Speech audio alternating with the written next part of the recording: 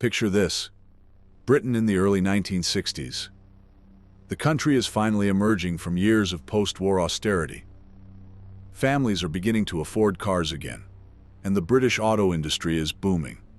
Small cars like the Mini have already changed the world. But families want something bigger, something practical, something modern. And that's when the Austin 1100 arrived. At first glance, it looked like just another small British family car. But this machine would go on to dominate the British market for almost a decade. At its peak, it captured around 15% of the entire UK car market. More than 2 million cars were built. And yet today, surviving examples are incredibly rare. Because behind the success story lies something very different. A car that was brilliantly engineered, badly managed, and slowly destroyed by the very company that built it. These are 8 shocking facts about the Austin 1100 and 1300 that the manufacturers never wanted to talk about. Fact 1.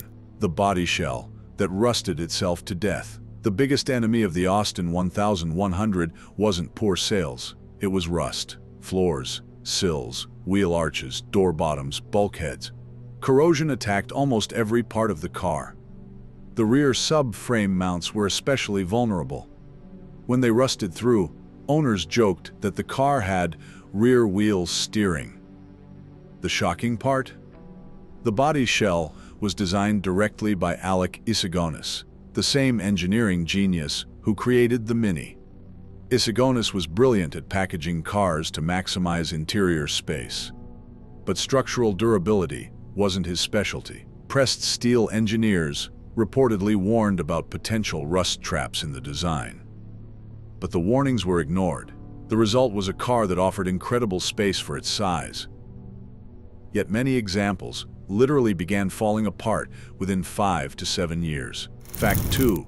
It was incredibly spacious for its size. Despite its problems, the Austin 1100 had one huge advantage: packaging.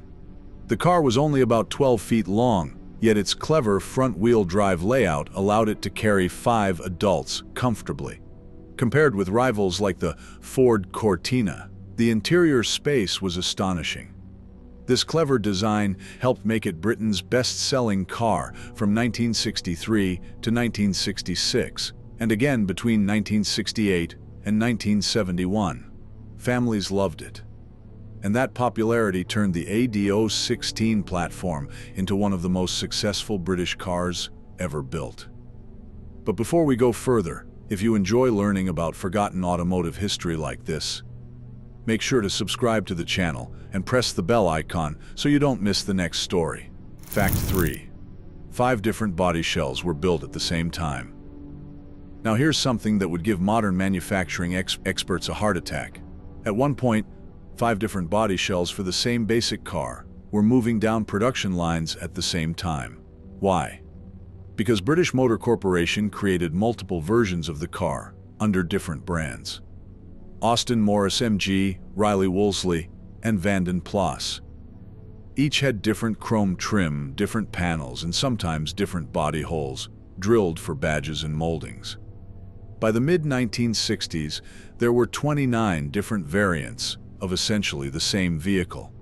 The result? Costs exploded and profits shrank. Even though the car was Britain's best seller, profit margins were shockingly thin. Fact 4. The factories were crippled by strikes. The Austin 1100 wasn't just battling engineering problems, it was also fighting industrial chaos. During just 1 year at the Cowley plant, there were 254 unofficial strikes. Those stoppages caused around 750,000 lost man-hours. Production slowed dramatically. Incomplete cars began piling up across factory yards waiting for missing components. At one point, nearly 51,000 unfinished vehicles were sitting in storage areas across BMAC facilities. For a car that depended on high production numbers to make money, this was devastating. Fact 5. Its suspension was decades ahead of its time.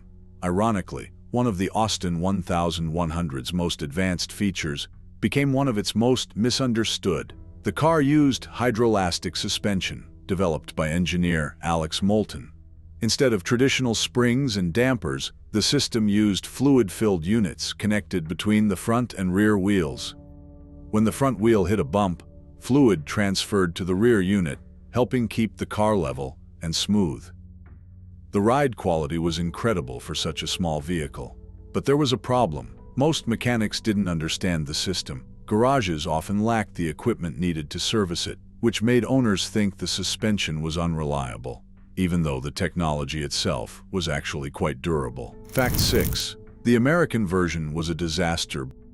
British Motor Corporation believed the car could conquer the American market. So in 1968, they launched a special export model called the Austin America. It was meant to compete with cars like the Volkswagen Beetle and Toyota Corolla. On paper, it looked promising. But one major decision destroyed the car's reputation. An automatic transmission called the AP Autobox was fitted to satisfy American buyers, and it failed. Frequently, one dealer reported that 70% of the cars he sold required transmission warranty repairs. 70%.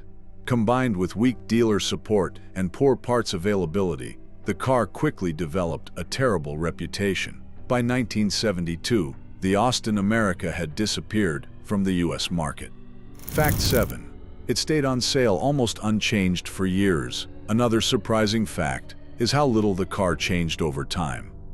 While competitors like the Ford Cortina were moving through multiple generations, the Austin 1100 and 1300 remained fundamentally the same design, created in the late 1950s.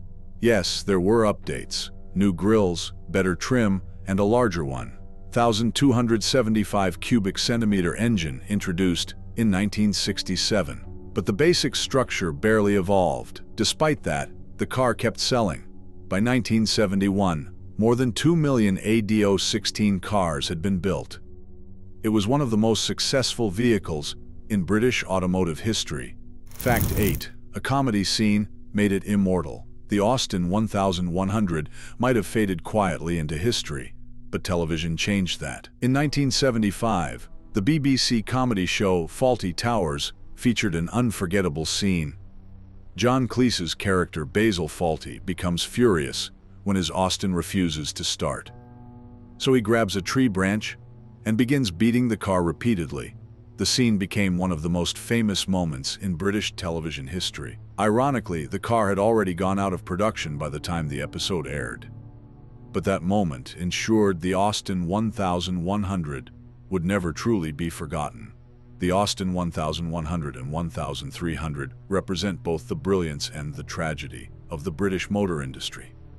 The engineering ideas were revolutionary. The design was clever. The market loved it. More than 2.1 million were built between 1962 and 1974. Yet today, only a tiny number survive, which makes every remaining example a reminder of a time when British engineers were capable of building something truly special, even if the industry around them couldn't always support it. If you enjoyed this video or want to see more like this, subscribe to our channel and press the bell icon. Thanks.